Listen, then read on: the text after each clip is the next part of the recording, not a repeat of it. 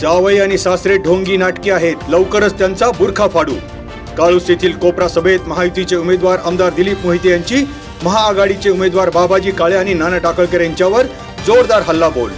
म्हणे 40,000 ज्ञानेश्वरी वाटल्या, एखादी सासऱ्याला तरी द्यायची होती ना, असे म्हणत उडवली खिल्ली। 75 वर्षाचा शेलार मामा 90,000 रुपये पगार घेतोय।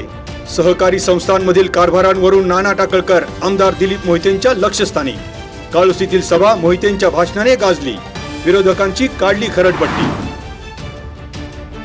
महाआघाडीचे उमेदवार बाबाजी काळे यांचा खेड तालुक्यातील पूर्व भागात गाव भेट दौरा।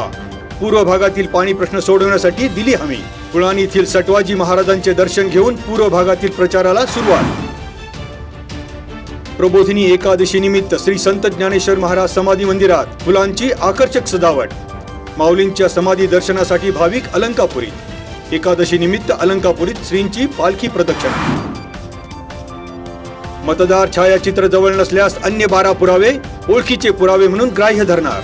जिल्हा अधिकारी डॉक्टर सुहास दिवसे यांची माध्यमांना माहिती। मतदान केंद्रात मोबाईल घेऊन जाण्यास बंदी।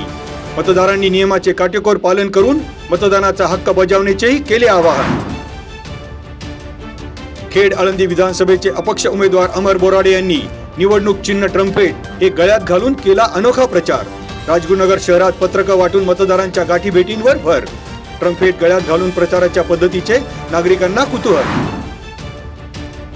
शेतीच्या वादातून काळूसमध्ये बांधावर हाणामारी, दोघांवर चाकण पोलिसात गुन्हा दाखल।